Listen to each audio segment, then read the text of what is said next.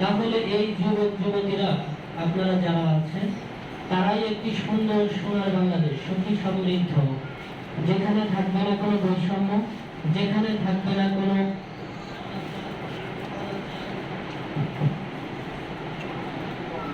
অনাচার থাকবে না, যেখানে বৈষম্য থাকবে না, যেখানে সবাই সুযোগ সুবিধার দিক থেকে সবাই সমান থাকবে। এখানে থাকবে না অর্থনৈতিক বৈষম্য, থাকবে না ধর্মীয় জাতিগত কোনো বিদ্বেষ। এখানে সবাই মিলে আমরা একটি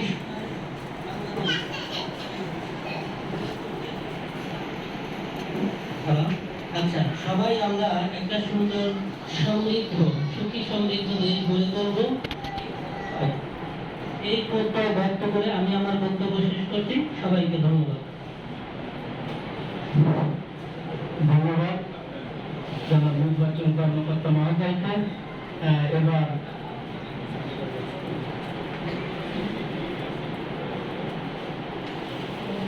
বক্তব্য রাখবেন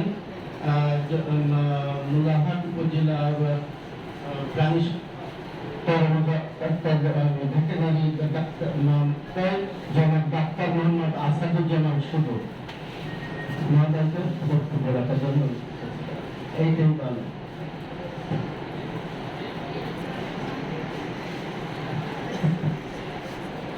উপজেলা প্রশাসন ও যুব উন্নয়ন অধিদপ্তরের আয়োজনে আজকে 1 নভেম্বর জাতীয় যুব দিবস 2024 উদযাপন উপলক্ষে আজকের অনুষ্ঠানের সভাপতি উপজেলা যুব উন্নয়ন কর্মকর্তা জনাব শোভন কুমার রায় এবং আজকের এই দিবস উদযাপনে যিনি প্রধান অতিথি আসন অলঙ্কৃত করেছেন অত্র মোল্লাহাট উপজেলা নির্বাহী অফিসার জনাব হরেকৃষ্ণ অধিকারী এবং বিশেষ অতিথি অত্র মোল্লাহাট থানার অফিসার ইনচার্জ জনাব মোহাম্মদ শফিকুল ইসলাম সহ মঞ্চে ভূমিষ্ঠ মোল্লাহাট উপজেলার বিভিন্ন পর্যায়ের কর্মকর্তাবৃন্দ এবং আমন্ত্রিত রাজনৈতিক ব্যক্তিবর্গ এবং যাদের নিয়ে আজকের আয়োজন অনুষ্ঠানের মূল আকর্ষণ মোল্লাহাটের যুবক এবং যুবতী, বিশেষ করে যারা যুব উন্নয়ন অফিস থেকে প্রশিক্ষণ প্রাপ্ত উদ্যোক্তা, ছাত্র প্রতিনিধি এবং প্রিন্ট ও ইলেকট্রনিক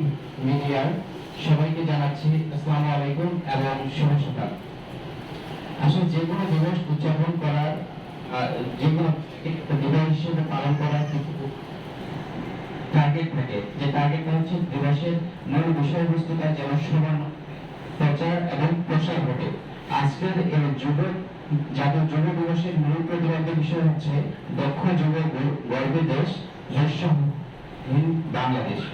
আসলে আমরা সবাই একটা সুন্দর বাংলাদেশের স্বপ্ন দেখি, যে বাংলাদেশে কখনোই কোনো বৈষম্য থাকবে না, সবাই তার নিজ যোগ্যতায়, নিজ মেধা এবং নিজ পরিশ্রমের জোরে সামনের দিকে অগ্রগামী হবে।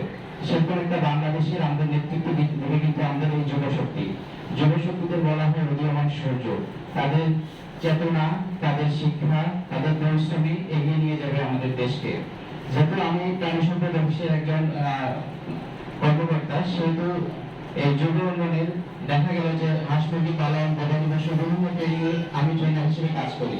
এক্ষেত্রে যাদের সাথে আমি সাংগঠনিক প্রশিক্ষণ ক্লাসগুলোতে অংশগ্রহণ করি, দেখা যায় যে প্রত্যেকের মধ্যে এক ধরনের কিউরিওসিটি কাজ করে। তারা কিভাবে নিজেদেরকে উদ্যোক্তা হিসেবে সামিল করতে পারবে, কিভাবে তারা একজন ভালো উদ্যোক্তা হবে, কিভাবে তারা হাঁস মুরগি লালন পালন করতে পারবে, কিভাবে গবাদি পশু সুন্দরভাবে লালন পালন করতে পারবে, কোন জাতের এবং কি ধরনের খাবার খাওয়ালে তাদের কি আর্থিক যে লাভবান, আর্থিক যে ইনভেস্টমেন্টটা সেটা উঠে আসবে।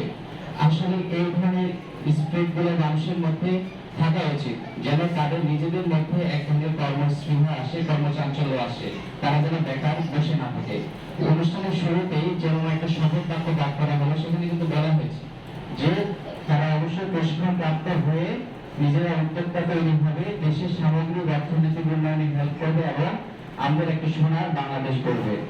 আমি